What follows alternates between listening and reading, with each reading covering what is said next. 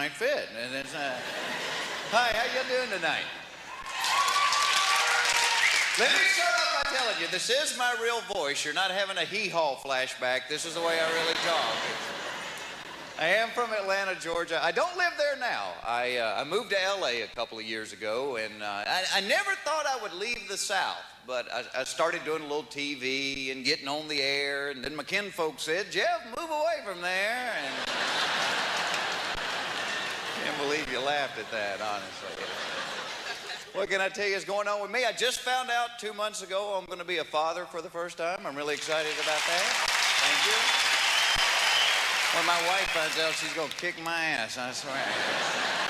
Now, she knows, believe me, she is going through some physical changes. Now, she is wearing the bra from a Camaro now, you know?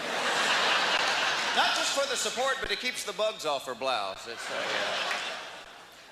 I've been married about 6 years. I love my wife to death. I like women a lot, and I don't know a whole lot about you girls. I seem to know little things. Things like I know if you give a woman a little basket of seashells, they're going to put them on the back of the toilet. I do know that.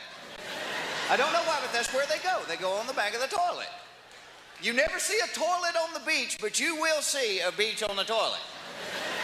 And if they don't have real seashells, they buy the fake soap ones, but you're not supposed to wash your hands with them. This past January, I drove cross country with my wife. I learned something on that trip.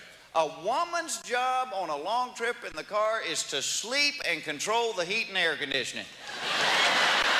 Every time I try to sneak the window down, she wakes up and goes, roll that up, I'm cold.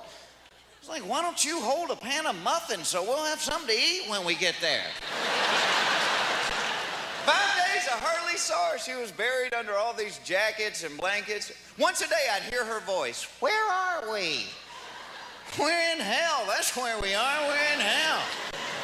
Just crossed the River Styx 2 miles ago. Now, the only fun I had on the whole trip was knowing everybody that passed our car on the right-hand side was laughing their ass off at her doing that open-mouth jello neck head bob.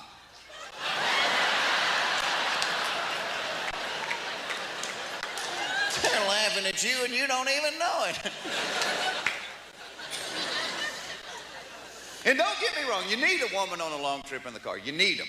Because they always have food hidden away and they can keep you alive. Well, see, men don't want to stop for food. Men don't want to stop for anything. Because men want to be able to get there, to walk in the front door and go, made it in 5 hours, 18 minutes.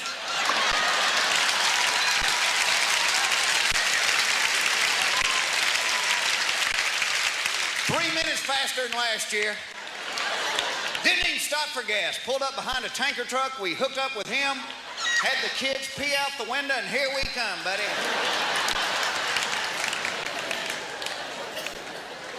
Like a lot of women, she takes a long time getting ready, but she's smarter than I am, so no matter how late she is, she can keep me right there on her schedule. This is her best trick right here.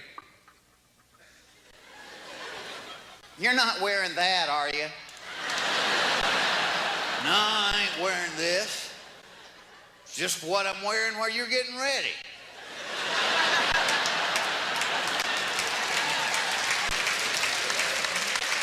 And being a man, we have no idea what's wrong with it.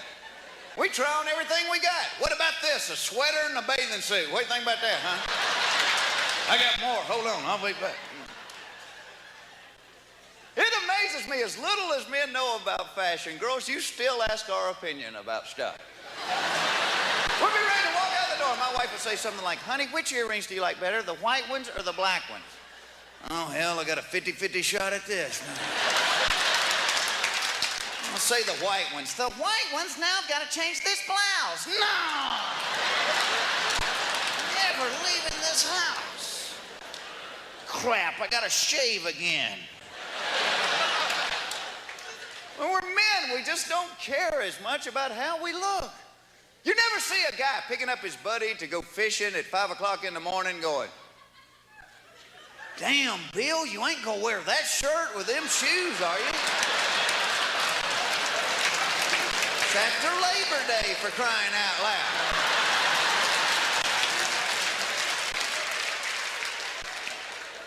She worries about stuff. She has things in that bathroom, the vault, I call it, because the door's always shut and whatever goes on in there costs a load of money.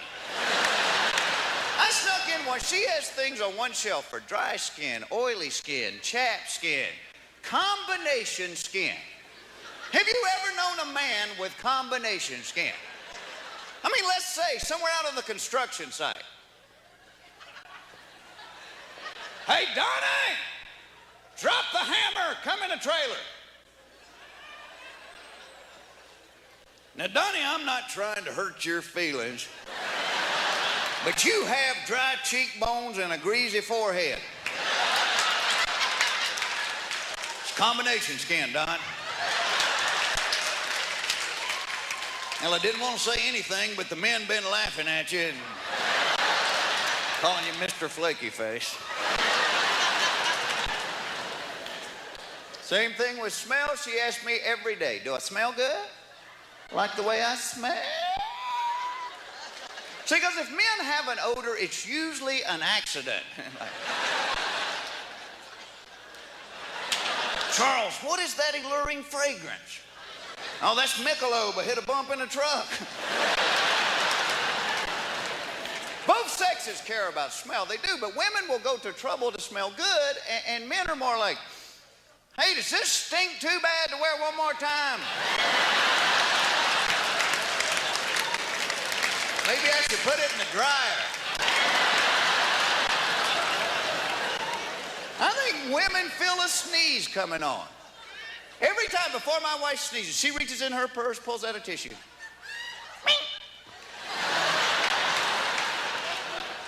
See, men have no idea we're going to sneeze. We could be riding a bus somewhere and be like, doo-doo-doo-doo, what? Oh, man, I'm sorry about your shirt. You can put that.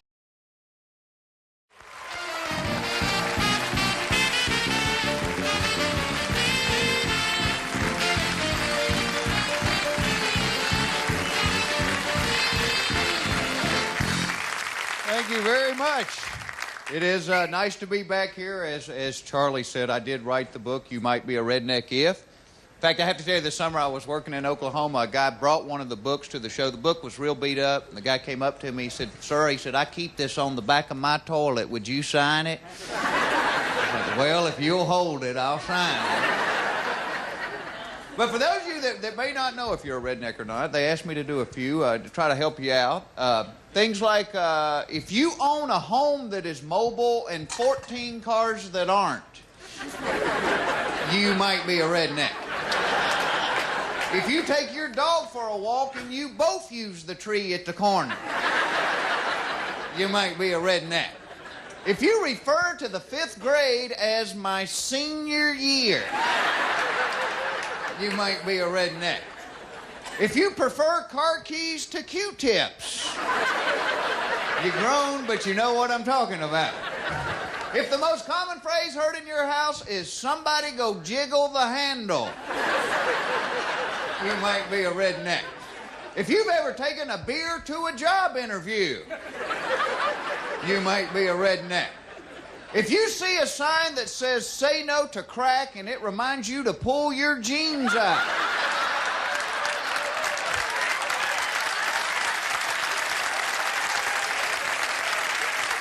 you might just be a redneck.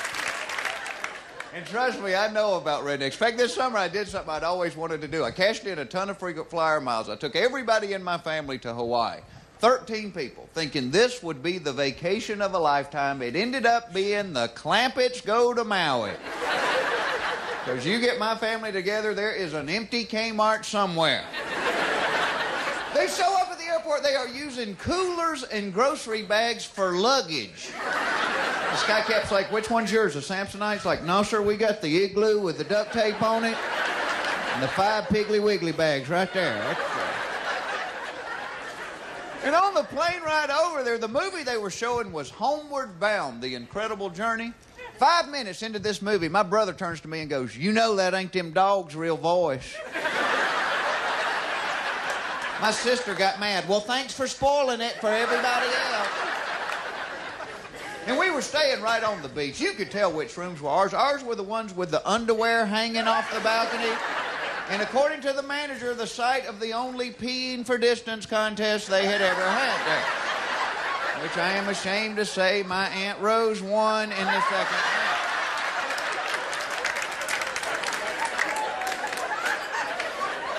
My man, they don't go to hotels much. They stole everything from this place.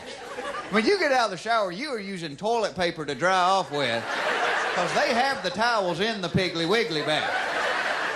One day, one of the maids went to lunch and left her cart in the hall. Lord, they were on that like buzzards on a mule carcass. Picked it clean. I asked my brother, I said, what are you going to do with 180 shower caps? He said, Christmas presents. Then his wife got mad. Well, thanks for spoiling it for everybody else. And as much as I know about rednecks, I know that little about women. Well, that's not true. I do know this. I know women love those shoes. Lord, my wife would leave me for a free pair of shoes. My wife, she's got so many shoes now, we don't go anywhere without playing the flamingo leg game. This is where she gets dressed, puts on 2 different shoes and goes, Hun, which shoes look better with this? These or these? I just mess with her. I don't know. Do it again. These or these? I can't decide, baby. Do it again. These? Well, I've never been in a hunting camp and seen some guy go, hey, Jerry, what do you think? Hunting boots? Tennis shoes. Hunting boots? Tennis shoes. Well, I don't know, Ted. Do it again. I do know women care a lot about smell. And my wife asks me every day, do I smell good? Like the way I smell? See, because if men have an odor, it's usually an accident. Charles, what is that alluring fragrance? Oh, that's Michelob. It hit a bump in the truck. And both sexes care about smell. It's just women go to trouble to smell good, and men are more like, hey, does this stink too bad to wear one more time? Woo, maybe I should put it in the dryer. Men love that dryer, don't you? Give us a cling-free, we'll find a shirt in the sewer, put it in the dryer and wear it. Summer gun ready to go right there. Warm equals clean. Figure this one out. How is it that women can lie down on the couch and take a nap without sticking their hand in the top of their pants? How do they do that? See, men have a sleep button located right there. We take our hand and put it on that button here. I'm convinced women feel a sneeze coming on. Every time before my wife sneezes, she reaches into her purse, pulls out a tissue. You men have no idea we're going to sneeze. We'd be riding the bus somewhere like, doo-doo-doo-doo, ah! Oh, man, I'm sorry about your shirt. You can put that in the dryer. That'll be all right, yeah. Y'all been great. God bless you. Thank you so much.